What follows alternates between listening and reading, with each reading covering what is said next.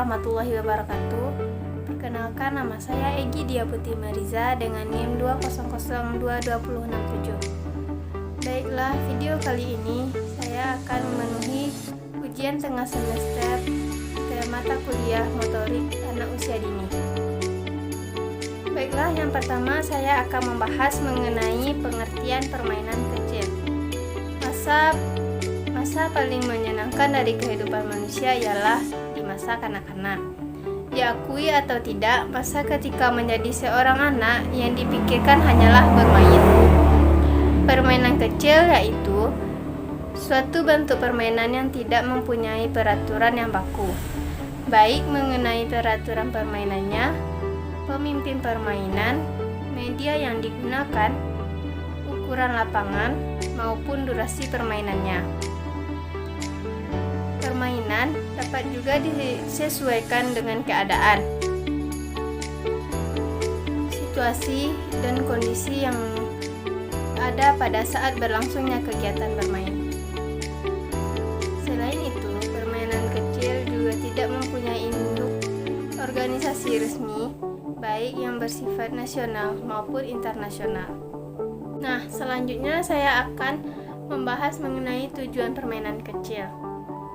Tujuan yang hendak diperoleh dari kegiatan bermain dalam suatu permainan, baik yang dilakukan di lingkungan masyarakat, sekolah, anak-anak, remaja, dewasa maupun orang tua, secara perorangan maupun berkelompok sesuai dengan jenis permainan tersebut, yaitu sebagai berikut.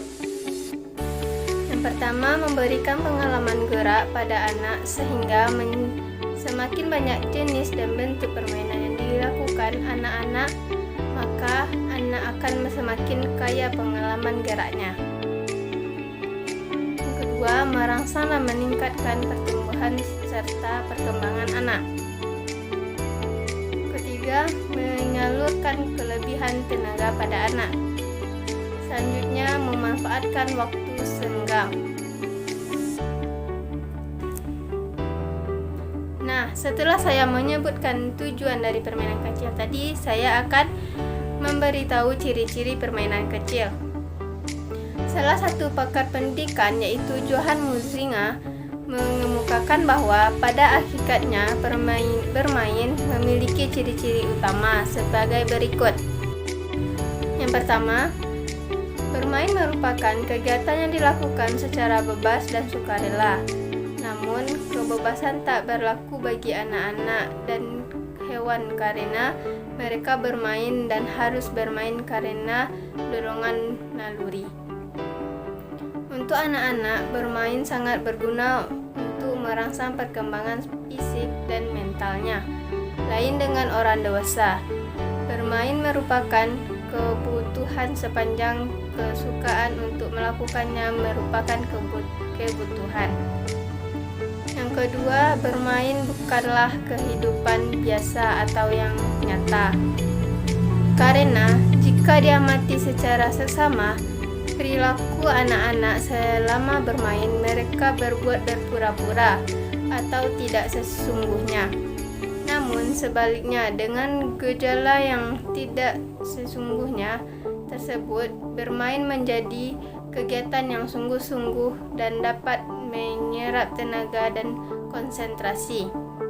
Nah, misalnya anak-anak mereka main dokter-dokteran, polisi-polisian, main guru-guruan, dan lain sebagainya. Kemudian yang ketiga, bermain berbeda dengan kehidupan sehari-hari. Maksudnya, dalam tempat dan waktu bermain selalu bermula dan berakhir serta dilakukan di tempat tertentu. Bermain memerlukan keteraturan. Tanpa peraturan dunia, permainan akan lumpuh. Unsur ketegangan merupakan bagian yang penting dari permainan.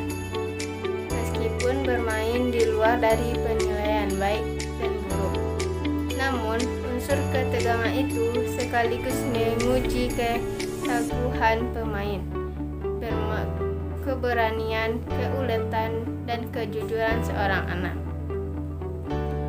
Kemudian yang terakhir, bermain merupakan kegiatan yang memiliki tujuan. tujuan tersebut terdapat pada permainan itu sendiri. Tujuan dari kegiatan itu tidak berkaitan dengan perolehan atau keuntungan material. Ciri ini yang membedakan antara bermain dan bekerja.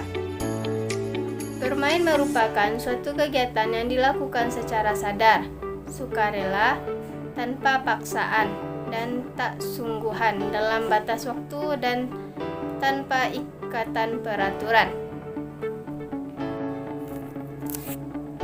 Baiklah, yang terakhir saya akan menjelaskan mengenai jenis-jenis permainan kecil.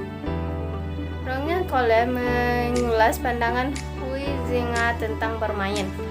Berdasarkan hasil analisisnya, membagi permainan menjadi 4 kategori, yaitu agon, area, mimikri, dan Ealings. Baiklah, yang pertama saya akan menjelaskan agon. Agon bisa disebut dengan pertandingan. Permainan yang bersifat pertandingan atau perlombaan bertujuan akhir dari permainan yang bersifat agon adalah mencapai kemenangan. Oleh karena itu, perjuangan fisik, teknik, dan teknik begitu menonjol. Misalnya kekuatan, daya tahan, kecepatan, kelincahan, dan lain sebagainya. Tampak sekali komponen-komponen tersebut dalam permainan sepak bola, bola basket, bulu tangkis, atletik, dan sebagainya. Baiklah, selanjutnya saya akan menjelaskan tentang area. Area bisa disebut dengan spekulatif. Jenis permainan ini bersifat untung-untungan dan spekulatif. Jenis permainan ini seperti permainan dadu, kartu, roket, dan lain sebagainya. Beberapa jenis permainan yang menggunakan kartu merupakan kombinasi antara jenis permainan agon dan area. Karena pelaku permainan selain masih menggunakan faktor keuntungan, para pemain berusaha memasang dan menggunakan faktor keberuntungan, seperti halnya dalam permainan catur. Si pelaku permainan menggunakan alasan logis dan teori untuk memikirkan permainan tersebut dalam rangka mencapai kemenangan. Kemudian yang ketiga, mimikri atau disebut dengan kebebasan. Jenis permainan yang mencakup ke dalam kelompok mimikri mencakup semua bentuk permainan yang mengandung ciri pokok seperti yang dikemukakan oleh Huizinga, yaitu kebebasan, batasan waktu, dan ruang. Tersirat di dalamnya merupakan ilusi, fantasi, imajinasi, dan interpretasi.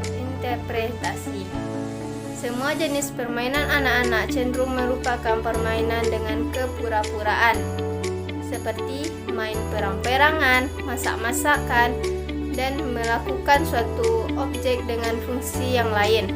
Misalnya anak bermain boneka dianggap seperti bayi, kursi meja dianggap mobil, dan lain sebagainya. Kemudian yang terakhir saya akan menjelaskan tentang Ealings atau disebut dengan pelampiasan keinginan. Jenis permainan ini mencakup semua bentuk permainan yang mencerminkan pelampiasan keinginan untuk bergerak, bertualang, dan dilakukan dalam wujud kegiatan yang dinamis. Misalnya jenis permainan ini adalah mendaki gunung, menyusuri sungai, dan bentuk olahraga lain di alam terbuka. Jenis permainan anak-anak seperti permainan ayun-ayunan, anak-anak memanjat pohon, dan lain sebagainya. Baiklah, sekian penjelasan sedikit materi dari saya. Jika ada terdapat kesalahan dalam penyampaian materi, saya mohon maaf. Assalamualaikum warahmatullahi wabarakatuh.